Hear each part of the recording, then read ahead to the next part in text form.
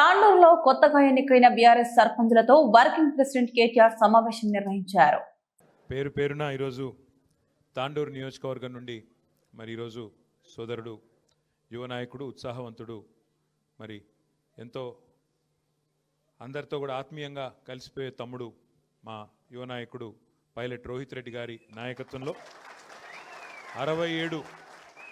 67 మంది సర్పంచులు గెలిచి మరి ఈరోజు ఈ ప్రతికూల వాతావరణంలో కాంగ్రెస్ వాళ్ళు ఎంత దౌర్జన్యం చేసినా ఎంత హడావుడి చేసినా అన్నీ తట్టుకొని ఇక్కడికి రావడమే కాకుండా వచ్చిన వాళ్ళు కూడా ఏ గ్రామానికి సంబంధించిన వాళ్ళు ఆ గ్రామానికి మరి ఒక బోర్డు కూడా పెట్టుకొని బ్రహ్మాండంగా చాలా డిసిప్లిన్డ్గా కూర్చున్నందుకు ముందుగా సర్పంచ్లకు ఉప సర్పంచ్లకు వార్డు సభ్యులకు వారిని గెలిపించిన మా సోదరులకు సోదరిమణులందరికీ పేరు పేరున నమస్కారాలు శుభాకాంక్షలు తెలియజేస్తా ఉన్నాను.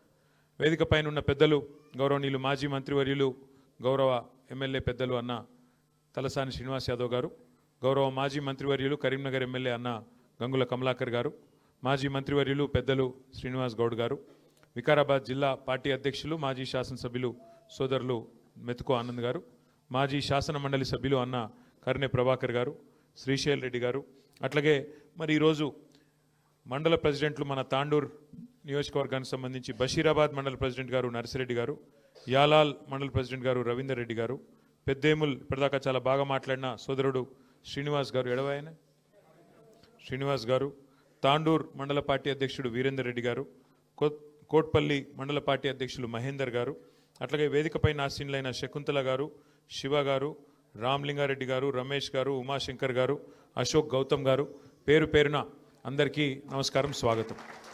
సర్పంచులు కొంతమంది భోజనం కూడా చేయలేదట, కాబట్టి ఎక్కువ టైం నేను తీసుకొని మీరు కొద్దిగా ఆలస్యంగా వచ్చినారు.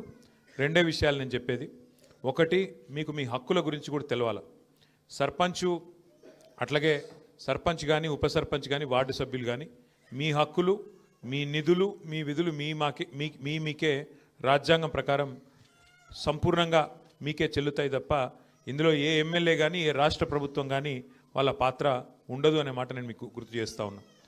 బాబాసాహెబ్ అంబేద్కర్ గారు రాసిన రాజ్యాంగం ప్రకారం మన భారతదేశంలో మనకు 5 అంచెల్లో ప్రభుత్వాలు ఉన్నాయి.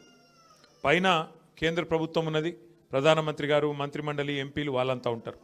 రాష్ట్రంలో రాష్ట్ర ప్రభుత్వం ఉన్నది, ఇంకొద్దిగా కిందికి జిల్లా పరిషత్తు, జిల్లా ప్రభుత్వం ఉన్నది, దానికంటే కిందికి మండల పరిషత్తు, ఇంకోవైపు మున్సిపాలిటీ అవి ఉన్నాయి.